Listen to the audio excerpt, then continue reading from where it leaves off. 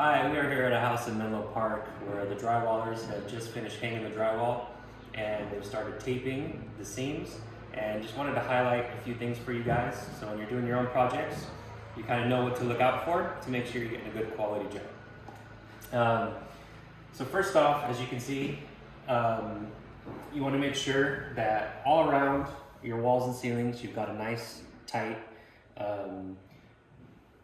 screw pattern to your drywall screws. You want to make sure that the drywall guys are using a specific drywall screw gun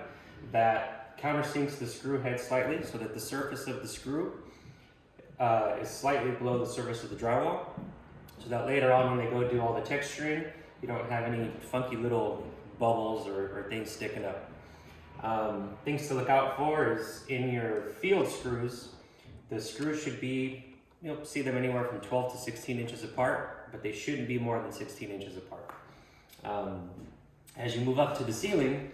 the spacing requirement is a little tighter. Your field screws cannot be more than 12 inches apart on the ceiling, and as you make your way over to the edges, they need to be even tighter yet. The screws need to be no more than 8 inches apart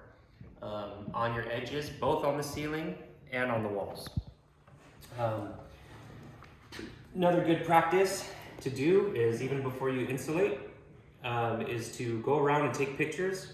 of all your walls in the house so that you have an idea where all your outlet boxes are or any wires out. These wires are hanging out here because these are going to be under cabinet lighting for the cabinets going in over here. And a lot of times as drywallers are hanging drywall, they'll take and cover up an outlet box or a can light, or thermostat wires or under counter wires, or anything that may be sticking out somewhere on the wall. And if you have those pictures, you can go back and reference where those things are, so later on down the line, if you realize something's been covered up, you can more easily find it. One step above that, which is the best thing to do, is there's services out there that will go through and do a 3D scan of every room in your house that you need, and then at the end of it all, they give you a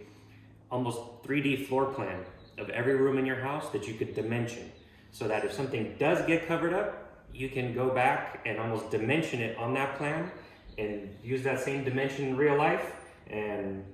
say this outlet got covered up, and on your 3D scan you could dimension it that it's 2 foot off the corner. You can find it and hopefully not have to patch any sheetrock searching for it down the line. So that is our most highly recommended route to go. One more thing I wanted to highlight for you guys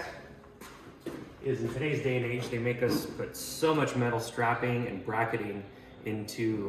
the framing that you end up with situations like this where you have a post bracket, and if you just take and run the drywall over that, it'll create a hump in the wall, and then later on down the line, whether you're doing tile or woodwork, if you have some crown molding going there, you're going to be fighting this hump and